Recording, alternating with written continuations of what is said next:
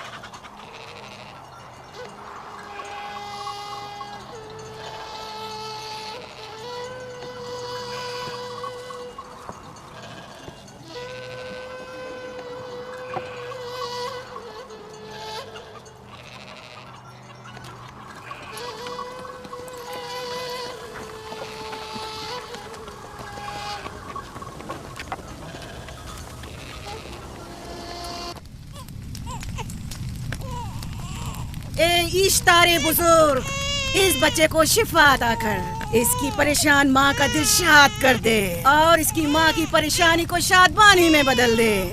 ए मेरे खुदा, इस बच्चे को शिफा अता कर। इस बच्चे की माँ ये अहद करती है कि तेरी बारगाह तेरे हुजूर में कीमती नजराने पेश करेगी।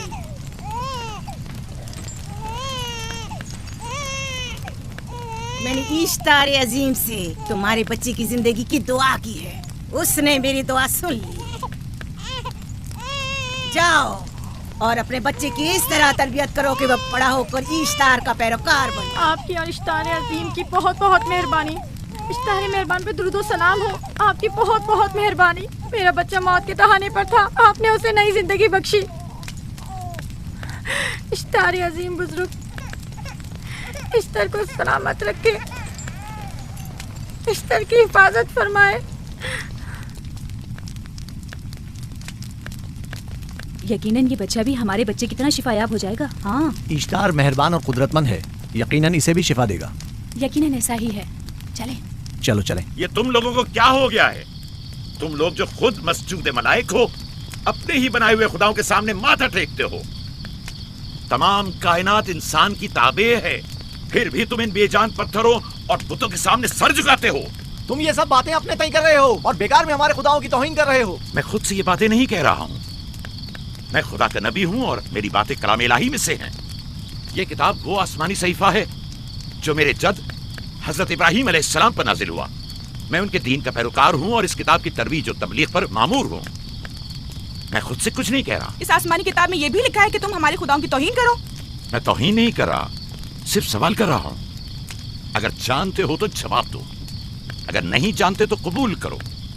मैं आपसे पूछता हूँ, इश्तार की इबादतगाह के बुत तुम्हारे खालिक हैं या तुम्हारी मखलूक? तुम लोग इश्तार के हुक्म किताबे हो या वो तुम्हारे ताबे है? इश्तार तुम पर हुक्म चलाता है या तुम उस पर? अगर इश्तार एक कमजोर और नातवा पत्थर है तो फिर उसने किस तरह हमारे बेटे को शिफा बख्शी? सही कह रहा है, हमने भी देखा है। हाँ, ये ठीक कहता है। इश्तार ने इसके बेटे को शिफा दी, मैंने देखा है। वो हकीम दाना जिसने तुम्हारी आवाज़ारी सुनी, उसी ने तुम्हारे बच्चे को शिफा बख्शी, ना कि इश्तार ने। तुमने अगरचे गैर खुदा से लौ लगाई और गैर से ही मदद तलब की, लेकिन वो जो तमाम बंदों के हालात से वाकिफ है, उसने तुम्हारी हालत जार पर रहम किया और तुम्हारे बच्चे को जिंदगी बख्शी।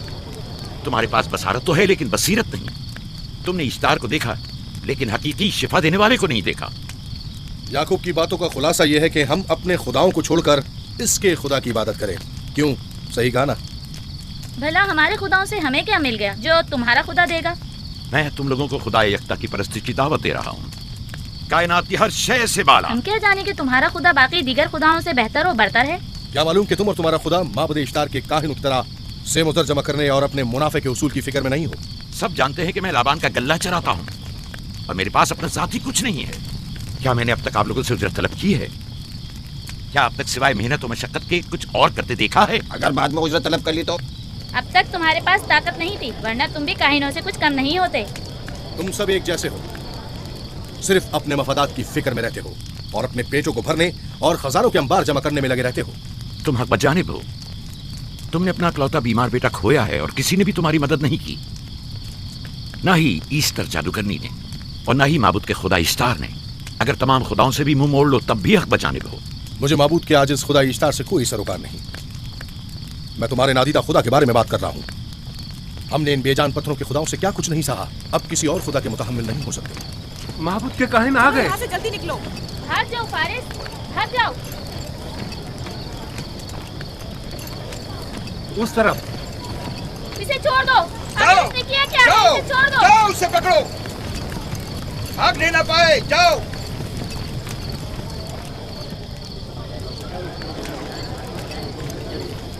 अगर हाकिम लाबान के दामाद ना होते तो तुम्हारे साथ वो करता के। मुझे तुमसे और काहिनों से कोई खौफ नहीं।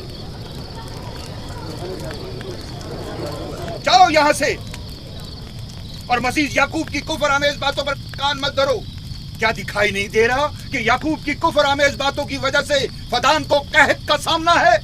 चलो पहले कि ईस्टर का गजब नाजिल हो जाए। चलो, चलो। चलो यहाँ से जल्दी चले। चलो चले। चलो जाओ। चलो चलो यहाँ से जल्दी करो। आ जाओ तुम भी आ जाओ। चलो भाई तुम भी यहाँ से चलो जल्दी करो।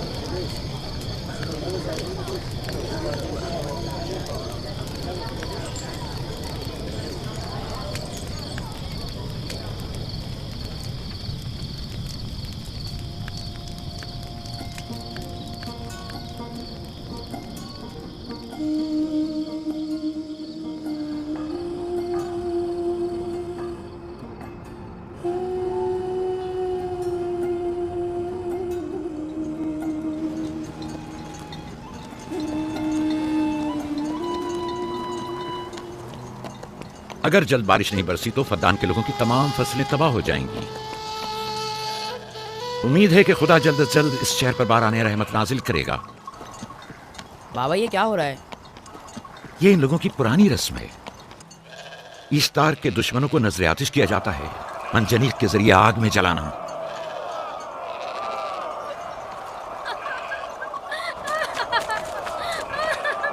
हम पर रहम करो, इसका गुनाह क्या है? छोड़ दो मुझे, छोड़ दो मुझे। आखिर मेरा गुनाह क्या है? मैंने किया क्या है? छोड़ दो मुझे। तुम ही निगरानी करो, मैं देखता हूँ क्या हो रहा है। छोड़ो मुझे। मेरा गुनाह क्या है? मैंने किया क्या है? छोड़ो मुझे।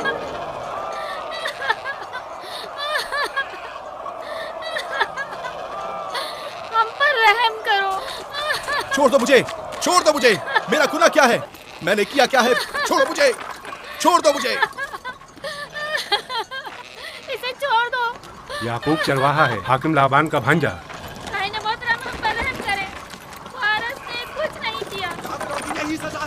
फद्दान के लोगों, मेरी मदद करो, मैं बेगुनाह हूँ। फारिस को सजा मिलनी ही चाहिए।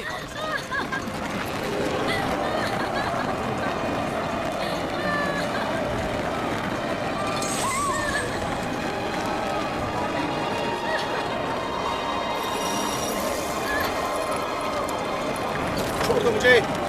आखिर मेरा गुनाह क्या है? मैंने अपने हक का दिफा किया है।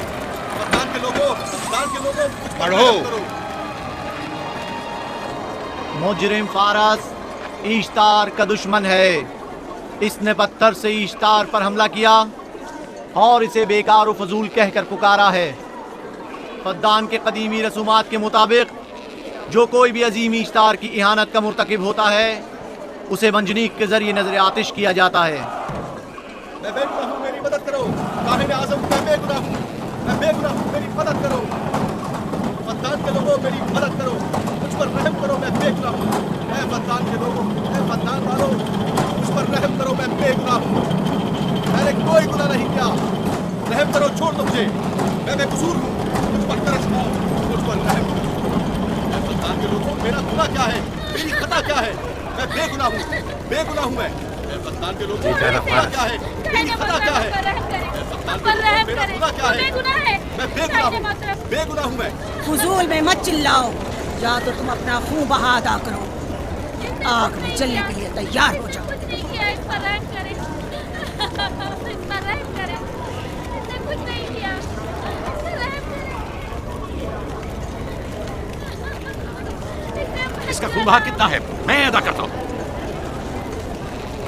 तुम अदा करोगे? क्या? वो खुद ईश्तार के दुश्मनों में से है।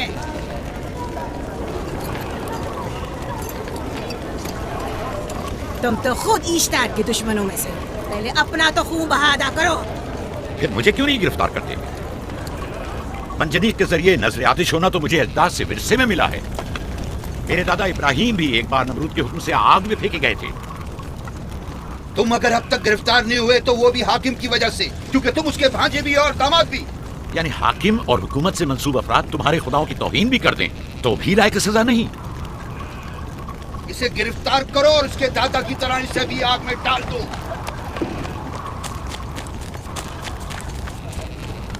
छोड़ो मुझे, छोड़ो मुझे, मैंने कहा छोड़ो मुझे।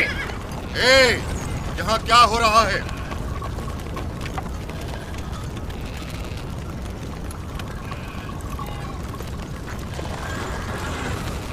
उसे छोड़ दो और इस मुल्जिम को भी छोड़ दो।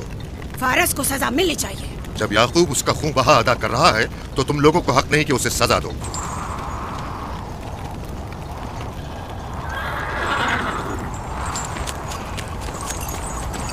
इसे आजाद मत करो। याकूब, तुम्हें 500 दीनार फारस का खून बहा अदा करना होगा। मुझे कोई एतराज नहीं, मैं ये रकम अदा कर दूंगा।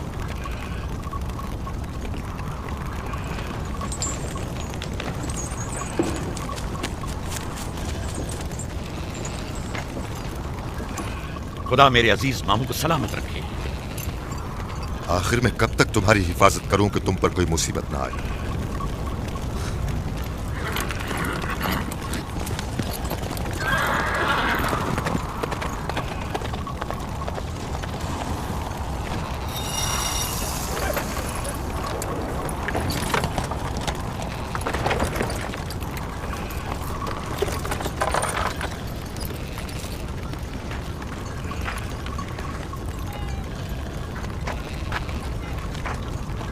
हम शुक्रगुजार हैं आपका, बहुत बहुत शुक्रिया। ये क्या कर रहे हो? मैं आपका शुक्रगुजार हूँ। जब तक मैं खून बहा अदा नहीं कर देता आपके लिए काम करूंगा, आपका बेदम गुलाम बनकर रहूंगा। आपने फारस के पूरे खानदान को निजात दी है। आपने हमें नई जिंदगी अता की है। चलो आओ चले।